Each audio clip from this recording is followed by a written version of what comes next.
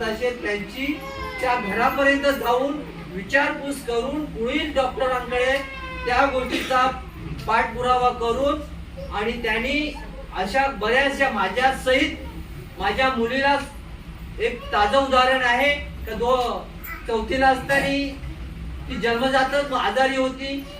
लहान असताना आजार असेल असं वाटलं, त्याच्यावर पाणी फिरलं, नंतर कळलं तिचा आजार आणि सरांना जेव्हा त्या गोष्टी कळल्या आणि त्याचं निदान कळलं तेव्हा सरांनी एवढा मोठा सहकार्य केला की माझ्या सहित की मी एक निगेटिव्ह होतो, माझ्यामध्ये एवढं पॉझिटिव्हली कुठलाही विचार नव्हता का त्या मुलीचा अशा पद्धतीने केल्यानंतर ती मुलगी पुढच्या भविष्यामध्ये ती चांगल्या पद्धतीने जगेल नाही जगेल ह्या गोष्टीवर मी निगेटिव्ह होतो.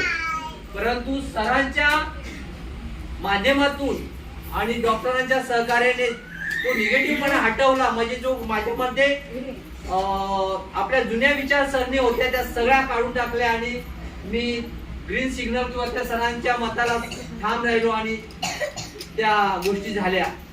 तसंच रवी माहुऱ्यांच्या मुलाचा एक आजार होता, त्यांना सुद्धा सरांनी समजावून आणि त्यांना सुद्धा तो मुलाचा आजार सुद्धा हे केला. म्हणजे सर नुसत्या शिक्षणावर थांबले नाहीत, सरांनी सुख दुःखामध्ये आजारपणामध्ये सर्व भाजीपाल्यांमध्ये भांड्यापासून संसारातील सगळा मीठ